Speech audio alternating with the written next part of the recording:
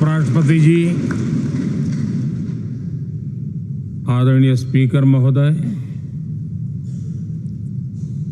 मंच पर विराजमान सभी वरिष्ठ महानुभाव और 140 करोड़ देशवासियों के प्रतिनिधि, सभी माननीय सांसदगण, आपको और देशवासियों को गणेश चतुर्थी की अनेक अनेक शुभकामनाएं।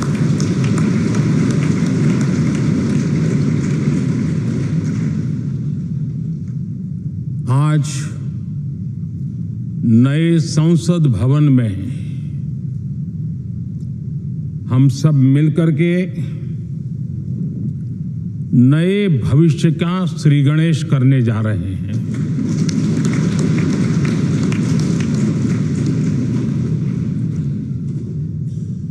आज हम यहां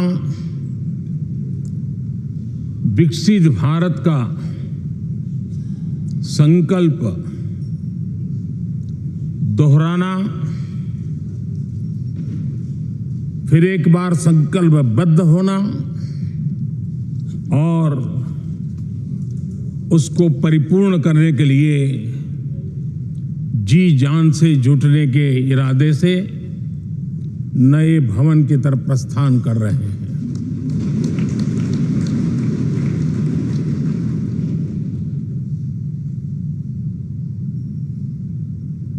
सम्मानीय सभागृह, ये भवन और उसमें भी ये सेंट्रल हॉल एक प्रकार से हमारी भावनाओं से भरा हुआ है। हमें भावुक भी करता है और हमें हमारे कर्तव्य के लिए प्रेरित भी करता है। आजादी के पूर्व ये खंड एक प्रकार से लाइब्रेरी के रूप में इस्तेमाल होता था, लेकिन बाद में संविधान सभा की बैठक यहां शुरू हुई और उन संविधान सभा की बैठकों के द्वारा गहन चर्चा विचारणा कर करके हमारा संविधान यहीं पर आकार लिया। यहीं पर 1947 में अंग्रेजी हुकूमत ने सत्ता हस्तांतरण किया,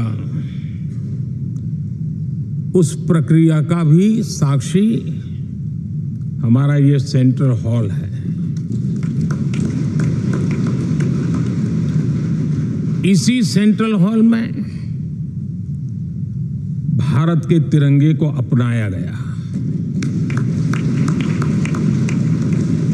हमारे राष्ट्रगान को अपनाया गया और ऐतिहासिक अवसरों पर आजादी के बाद भी सभी सरकारों के दरमियान अनेक अवसर आए जब दोनों सदनों ने मिलकर के यहां पर भारत के भाग्य को गढ़ने के पर विचार किया, सहमति बनाई और निर्णय भी किए। 1952 के बाद दुनिया के करीब 41 राष्ट्राध्यक्षों ने इस सेंट्रल हॉल में हमारे सभी माननीय सांसदों को संबोधित किया है।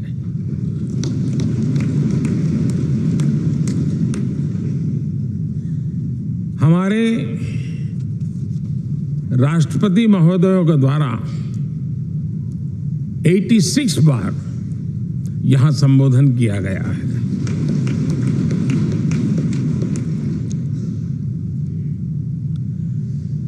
बीते 7 दशकों में जो भी साथी इन जिम्मेवारियों से गुजरे हैं, जिम्मेवारियों को संभाली है, अनेक कानूनों, अनेक संशोधन और अनेक सुधारों का हिस्सा रहे हैं। अभी तक लोकसभा और राज्यसभा ने मिलकर करीब करीब 4000 से अधिक कानून पास किए हैं।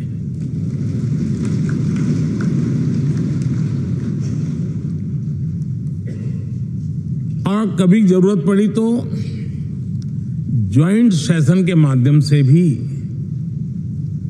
कानून पारित करने की दिशा में रणनीति बनानी पड़ी और उसके तहत भी दहेज रोकथाम कानून हो, बैंकिंग सर्विस कमीशन बिल हो, आतंक से लड़ने के लिए कानून हो, ये संयुक्त सत्र में पास किए गए हैं, इसी गृह में पास किए गए। इसी संसद में मुस्लिम बहन बेटियों को न्याय की जो प्रतीक्षा थी, शाहबानो केस के कारण कुछ गाड़ी उल्टी पार्टी पर चढ़ गई थी। इसी सदन ने हमारी उस गलतियों को ठीक किया और 3 तलाक विरुद्ध कानून हम सब ने मिलकर के पारित किया। संसद ने बीते वर्षों में ट्रांसजेंडर को न्याय देने वाले कानूनों का भी निर्माण किया। इसके माध्यम से हम ट्रांसजेंडर के प्रति सद्भाव और सम्मान के भाव के साथ उनको नौकरी, शिक्षा, स्वास्थ्य, बाकी जो सुविधाएं हैं एक गरिमा के साथ प्राप्त कर सके, इसकी दिशा में हम आगे बढ़े। हम सभी ने मिलकर हमारे दिव्यांग जनों के लिए भी उनकी जरूरतों को देखते हुए, उनके एस्पिरेशंस को देखते हुए ऐसे कानूनों का निर्माण किया जो उनके लिए उज्जवल भविष्य की गारंटी बन रही है। आर्टिकल 370 हटाने से लेकर वो विषय ऐसा रहा जो शायद ही कोई दशक ऐसा होगा कि चर्चा न हुई हो, चिंता न हुई हो और मांग न हुई हो। आक्रोश भी व्यक्त हुआ, सभागृह में भी हुआ, सभागृह के बाहर भी हुआ। लेकिन हम सबका सौभाग्य है कि हमें सदन में आर्टिकल 370 से मुक्ति पाने का, अलगाववाद, आतंकवाद के खिलाफ लड़ाई लड़ने का एक बड़ा महत्वपूर्ण कदम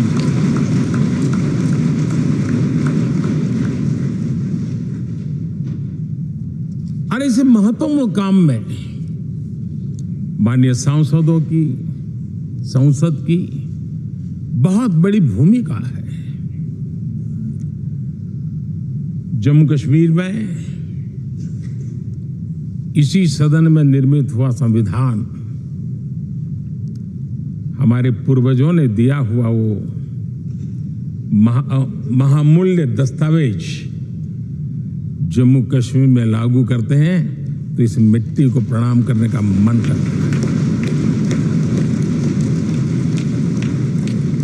आज जम्मू और कश्मीर शांति और विकास के रास्ते पर चलने के लिए प्रतिबद्ध हुआ है और नए उमंग, नए उत्साह, नए संकल्प के साथ जम्मू कश्मीर के लोग आगे बढ़ने का कोई मौका अब छोड़ना नहीं चाहते हैं। यह दिखाता है कि संसद के सदस्यों ने मिलकर के संसद के भवन में कितने महत्वपूर्ण काम किए हैं। माननीय सांसदगण, लाल किले से मैंने कहा था यही समय है, सही समय है।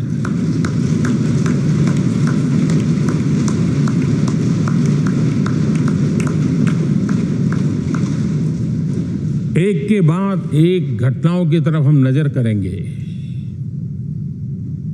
हर घटना इस बात का गवाह दे रही है कि आज भारत एक नई चेतना के साथ पुनर्जागृत हो चुका है।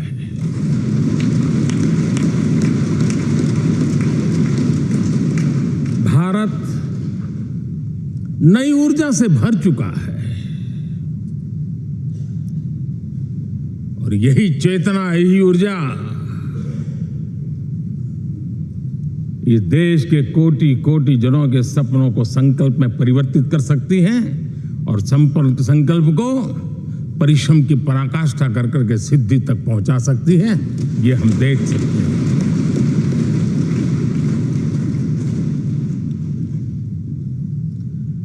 और मेरा विश्वास है, देश जिस दिशा में चल पड़ा है, इच्छित परिणाम अवश्य प्राप्त होंगे।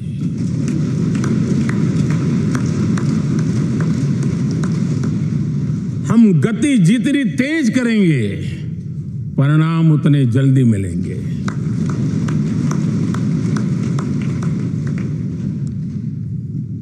आज भारत 5वीं अर्थव्यवस्था पर पहुंचा है, लेकिन पहले 3 में पहुंचने के संकल्प के साथ बढ़ रहा है।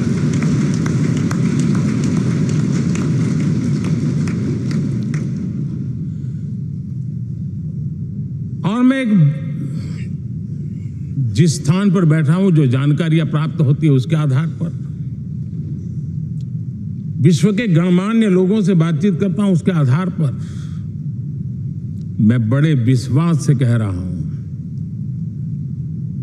हम में से कुछ लोगों की निराशा हो सकती है, लेकिन दुनिया आश्वस्त है कि भारत टॉप 3 में पहुंच के रहेगा।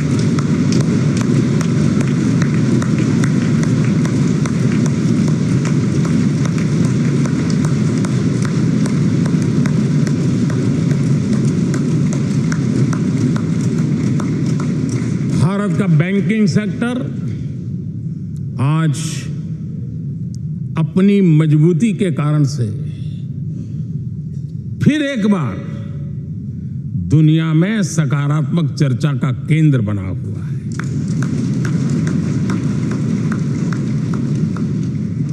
भारत का गवर्नेंस का मॉडल, यूपीआई, डिजिटल स्टैक, मैं इस G20 में देख रहा था, मैंने बाली में भी देखा। टेक्नोलॉजी की दुनिया को लेकर के भारत का नौजवान जिस प्रकार से आगे बढ़ रहा है, पूरे विश्व के लिए कौतुक भी है, आकर्षण भी है और स्वीकृति भी है।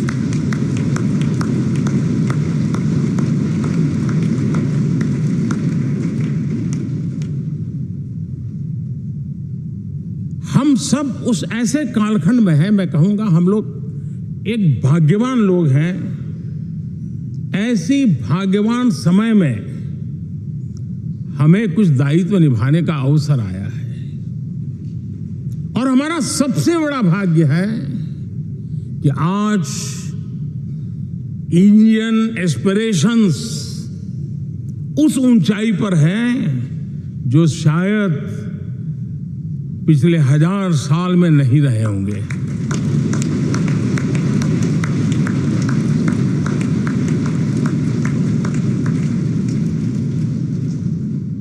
गुलामी के जंजीरों ने उसके एस्पिरेशंस को दबोच के रखा था।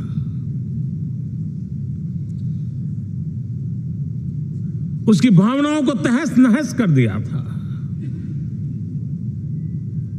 आजाद भारत में अपने सपने संजो रहा था, चुनौतियों से जूझ रहा था, लेकिन मिलकर के आज जहां पहुंचे हैं, अब वहां वो रुकना नहीं चाहता है। वो एस्पिरेशनल सोसाइटी के साथ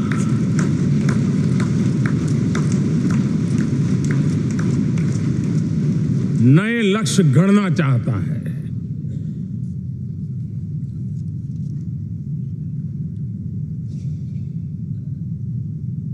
जब एस्पिरेशन सोसाइटी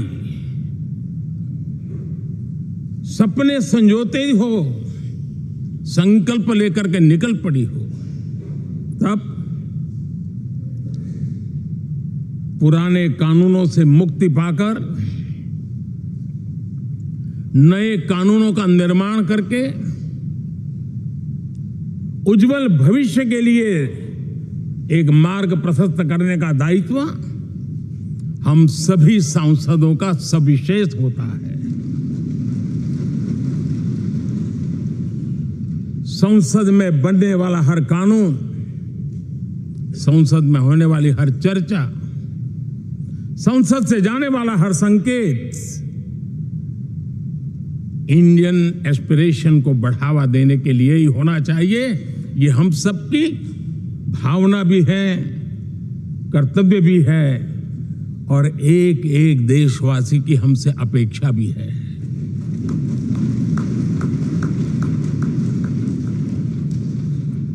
हम जो भी रिफॉर्म करें उसके मूल में इंडियन एस्पिरेशन सबसे सर्वोच्च पद पर होना चाहिए, प्राथमिकता पर होना चाहिए।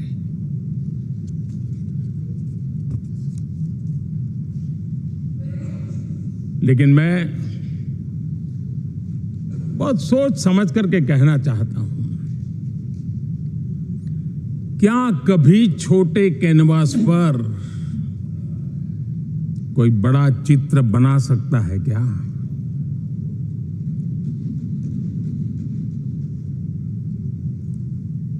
जैसे छोटे कैनवास पर बड़ा चित्र नहीं बन सकता, वैसे हम भी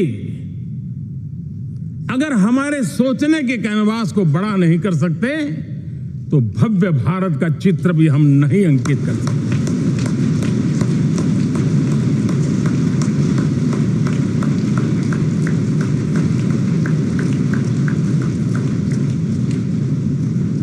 सत्तर साल का हमारे पास अनुभव है। हमारे पूर्वजों ने जो कुछ भी रास्ते बनाए उससे हमने सीखा है। हमारे पास एक बहुत बड़ी विरासत है। इस विरासत के साथ अगर हमारे सपने, हमारे संकल्प जुड़ जाए, हमारा सोचने का दायरा बदल जाए, हमारा कैनवास बड़ा हो जाए, तो हम भी उस भव्य भारत के चित्र को अंकित कर सकते हैं, उस तस्वीर का खाका खींच सकते हैं, उसमें रंग भरने का काम हम भी कर सकते हैं और आने वाली पीढ़ी को वो भव्य दिव्य मां भारती के हम उनको सुपुर्द कर सकते हैं। दोस्तों, अमृतकाल के 25 वर्षों में भारत को अब बड़े कैनवास पर काम करना ही होगा। अब हमारे लिए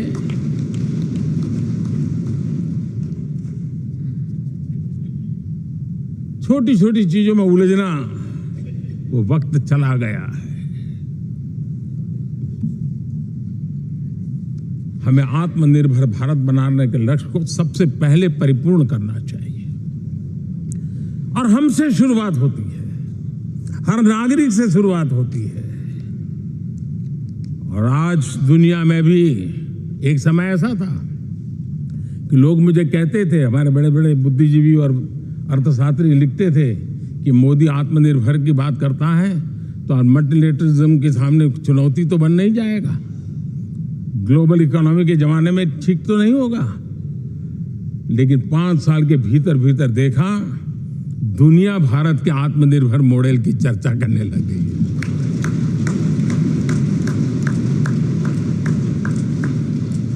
और कौन हिंदुस्तानी नहीं चाहेगा कि डिफेंस सेक्टर में आत्मनिर्भर हो, एनर्जी सेक्टर में हम आत्मनिर्भर हो, एडिबल ऑयल, क्या इस देश को आत्मनिर्भर नहीं होना चाहिए? कृषि प्रधान देश हम कहते हैं, खाने का तेल क्या देश बाहर से लाएगा? बहुत समय की मांग है कि हमें आत्मनिर्भर भारत को संकल्प को पूरा करना, ये हम सबका दायित्व है। उसमें दल आड़े नहीं आते हैं, सिर्फ दिल चाहिए, देश के लिए चाहिए।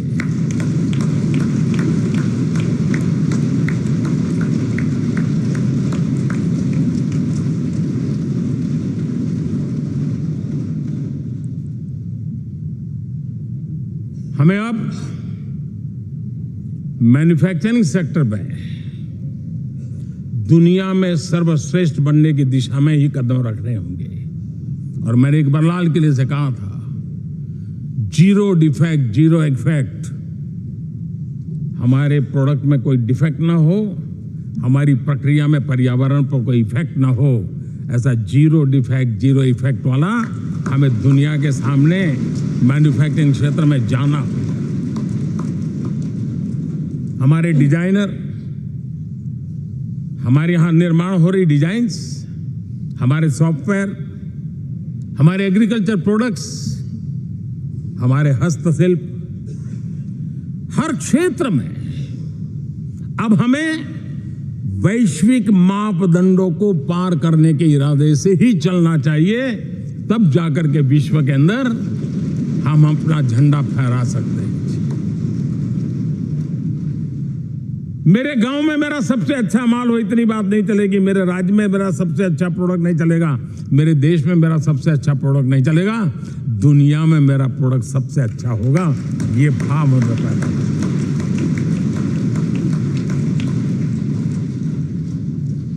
हमारी यूनिवर्सिटीज दुनिया के अंदर टॉप रैंकिंग में आए, अब इसमें हमें पीछे नहीं रहना है। हमारे शिक्षा जगत को नई नेशनल एजुकेशन पॉलिसी मिली है, एक खुलापन है, सर्व स्वीकृत बनी है, उसके सहारे अब हमें चल पड़ना है। और दुनिया के टॉप मोस्ट यूनिवर्सिटीज में अभी जब G20 में विश्व के मेहमान आए तो मैंने नालंदा की एक तस्वीर रखी थी वहां, और जब मैं दुनिया को कहता था 1500 साल पहले मेरे देश में दुनिया की उत्तम से उत्तम यूनिवर्सिटी हुआ करती थी, तो उन सुनते ही रह जाते थे। लेकिन हमें उसे प्रेरणा लेनी है, पर प्राप्त तो अभी करके रहना है, यह हमारा संकल्प होना चाहिए। आज हमारे देश का नौजवान खेल जगत के अंदर दुनिया में हमारी पहचान बना रहा है। टियर 2 टियर 3 सिटी से, गांव, गरीब परिवारों से, गांव से देश के नौजवान, देश की बेटे बेटियां आज खेलकूद के जगत जीवन में हमारा नाम रोशन कर रही है। लेकिन देश चाहता है और देश का संकल्प होना चाहिए कि अब खेलकूद के हर पोडियम पे हमारा तिरंगा भी लहराता होगा।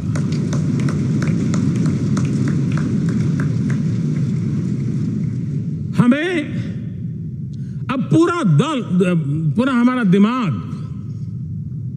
क्वालिटी पर फोकस करना ही होगा, ताकि हम विश्व की आशा अपेक्षाओं के अनुकूल और भारत के सामान्य मानव के जीवन में भी क्वालिटी ऑफ लाइफ के प्रति जो एस्पिरेशन बढ़ा है उसको हम एड्रेस कर पाए।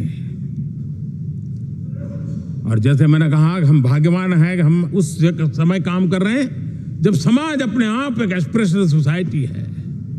हमारा और भी एक भाग्य है कि हम उस समय हैं जब हिंदुस्तान युवा देश है। हम दुनिया में सबसे ज्यादा जन आबादी वाला तो देश बने ही हैं, लेकिन सबसे बड़ी आबादी उसमें भी सबसे युवा ये पहली बार हुआ है।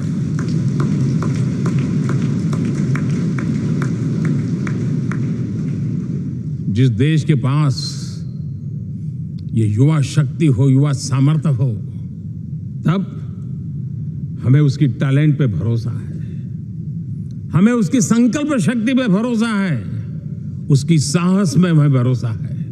और इसलिए हम चाहते हैं कि दुनिया में भारत का युवा अग्रिम पंक्ति में नजर आना चाहिए, वो स्थिति पैदा होनी चाहिए। आज पूरी दुनिया को स्किल मैन पावर की बहुत बड़ी जरूरत है, और भारत विश्व की इस आवश्यकता की पूर्ति के लिए अपने आप को सज्ज कर सकता है और उन आवश्यकताओं को पूरी कर करके दुनिया में अपनी एक जगह भी बना सकता है। और इसलिए विश्व में उनकी आवश्यकता के लिए किस प्रकार के मैन पावर की जरूरत है, किस प्रकार के उनको ह्यूमन रिसोर्स की जरूरत है, उस स्किल मैपिंग का काम भी चल रहा है। और उस स्किल मैपिंग के अनुसार भारत के अंदर स्किल डेवलपमेंट की तरफ हम बल दे रहे हैं। और जितना ज्यादा हम स्किल डेवलपमेंट पे बल देंगे, भारत के नौजवानों का सामर्थ्य विश्व में अपना डंका बजाने में कोई कमी नहीं रखेगा। और हिंदुस्तानी जहां गया है उसने अच्छाई की छाप छोड़ी है, कुछ कर गुजरने की छाप छोड़ी है। ये सामर्थ्य हमारे अंदर पहले से पड़ा हुआ है। और हमारे पहले जो लोग गए हैं उन्होंने इससे छवि भी बना के रखी हुई है। आपने देखा होगा पिछले दिनों करीब 150 नर्सिंग कॉलेज एक साथ खोलने का निर्णय किया। पूरे दुनिया में बहुत बड़ी रिक्वायरमेंट है नर्सिंग की। हमारी बहन, हमारी बेटियां, हमारे बेटे उस क्षेत्र में दुनिया में पहुंच सकते हैं, आसानी से पहुंच सकते हैं। पूरे विश्व की जरूरत है। और ये तो मानवता का काम है जिसमें हम पीछे नहीं रहेंगे। आज मेडिकल कॉलेजेस का इतना व्यापक रूप से निर्माण देश की आवश्यकता तो पूरी करनी ही करनी है, दुनिया की आवश्यकताओं में भी योगदान दे सकते हैं। कहने का तात्पर्य यही है, हर छोटी चीज पर बारीकी से ध्यान देते हुए, उस पर अपना ध्यान केंद्रित करते हुए हमें आगे बढ़ना है। हमें भविष्य के लिए सही समय पर सही फैसले भी लेने होते हैं। हम फैसलों को टाल नहीं सकते हैं। हम राजनीतिक लाभ नुकसान के गणा भाग के अंदर अपने आप को बंधित नहीं बना सकते हैं। हमें तो देश के एस्पिरेशन के लिए हिम्मत के साथ नए निर्णय करने होते हैं। आज सोलर पावर के सफल मूवमेंट्स हमारी भावी पीढ़ी के लिए एनर्जी क्राइसिस से मुक्ति की गारंटी दे रहा है। आज मिशन हाइड्रोजन आने वाले दिनों में जो एनवायरमेंट की चिंता है, जो टेक्नोलॉजी में बदलाव आ रहा है, उसके समाधान का रास्ता देने का सामर्थ्य रखती है। आज हमारा सेमीकंडक्टर जिस प्रकार से जीवन चलाने में हमारे हृदय की जरूरत रहती है, वैसे ही आज हमारी टेक्नोलॉजी चिप्स के बिना चल नहीं सकती। और सेमीकंडक्टर उसके लिए बहुत अनिवार्य है। उस दिशा में हम आगे जाकर के इलेक्ट्रॉनिक मैन्युफैक्चरिंग में कोई रुकावट ना आए और जीवन कहीं अटक न जाए, उसलिए एक बहुत बड़ी मात्रा में हम काम कर रहे हैं। जल जीवन मिशन, हर जिले में 75 अमृत सरोवर, हमारी भावी पीढ़ी को, हमारे बच्चों को उनको कभी पानी के बिना तरसना न पड़े, इसकी चिंता हम आज कर रहे हैं।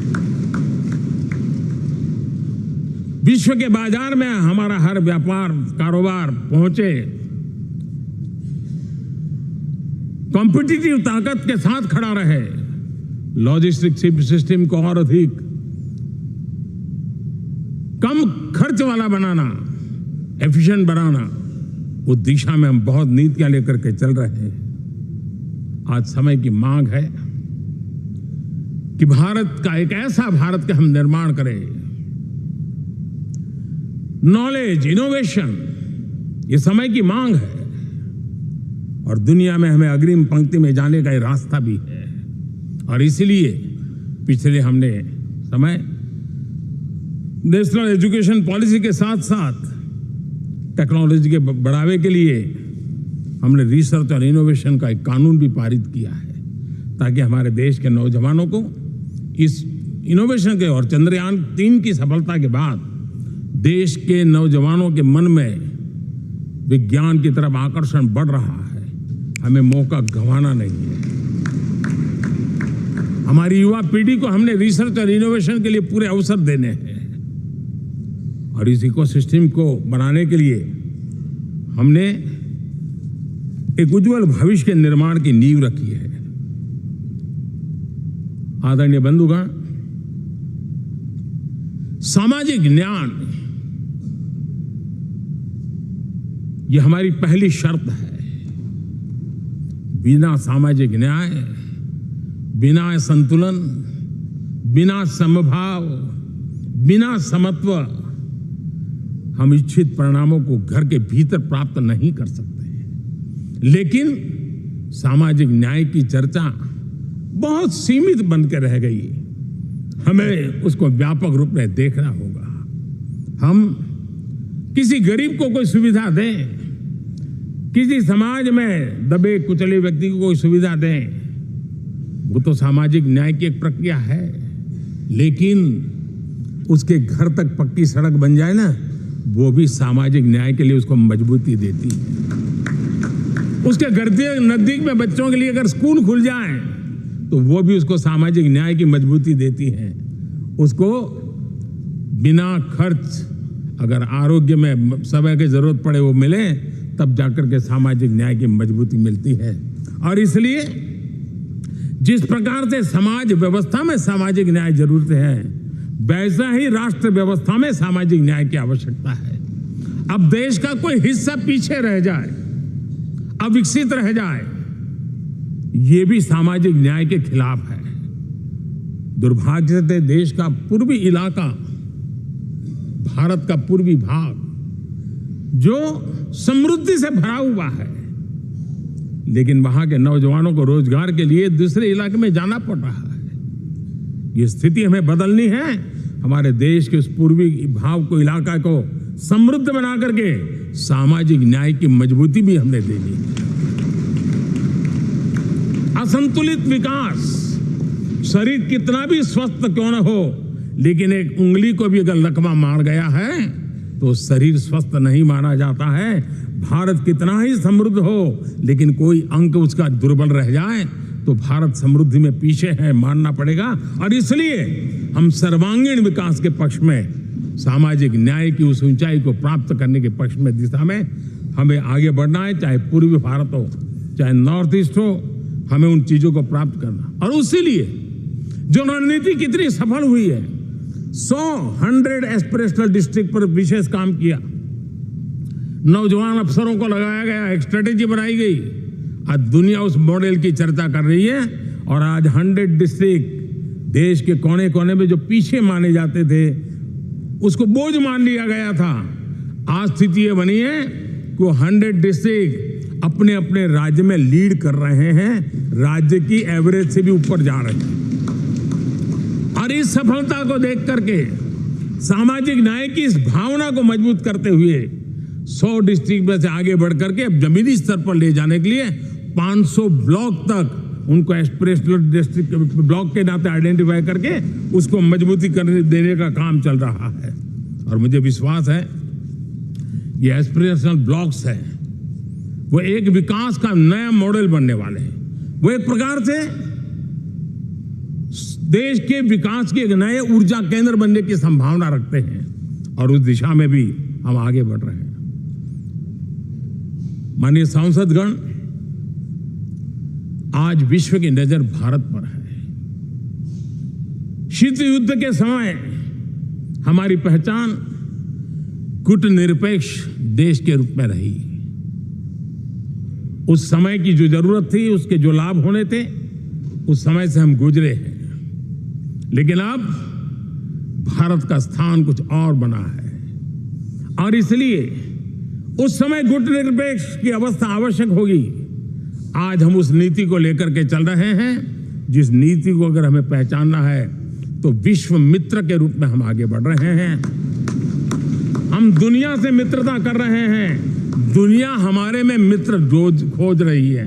ये शायद विश्व में एक भारत ने, और दूरी नहीं, हो सके उतनी निकटता, उस रास्ते पर चल करके भी हम अपने विश्व मित्र के रूप में भाव आज सफलतापूर्वक आगे बढ़ा रहे हैं। और मुझे लगता है कि इसका लाभ आज भारत को हो रहा है। भारत आज दुनिया के लिए एक स्टेबल सप्लाई चेन के रूप में उभर रहा है। और आज विश्व की ये जरूरत है। और उस आवश्यकता की पूर्ति करने का काम G20 में भारत ग्लोबल साउथ के आवाज बनकर के उभरा है। ये बीज G20 समिट में जो बीज बोया गया है, मेरे देशवासी आने वाले समय देखेंगे कि वो ऐसा वटवृक्ष बनने वाला है, ऐसा वटवृक्ष बनने वाला है, विश्वास का ऐसा वटवृक्ष बनने वाला है जिसकी साया में आने वाली पीढ़ियां सदियों तक एक गर्व के साथ अपना सीना तान करके खड़ी रहेगी। ये मुझे विश्वास है।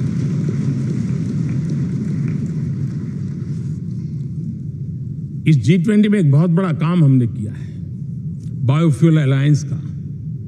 हम विश्व के नेतृत्व करते रहे, दिशा दे रहे हैं और विश्व को बायोफ्यूल अलायंस में दुनिया के सभी देश देखते ही देखते उसकी सदस्यता ले रहे थे और एक बहुत बड़ा आंदोलन खड़ा होने जा रहा है और जिसका नेतृत्व ये हमारा भारत कर रहा है।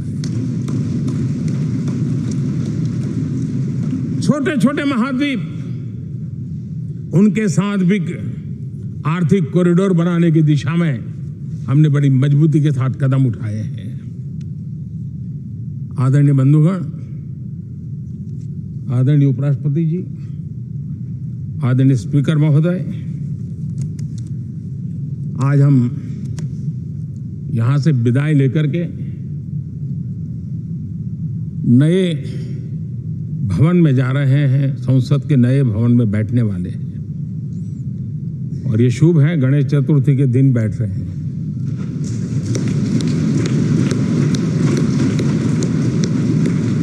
लेकिन मैं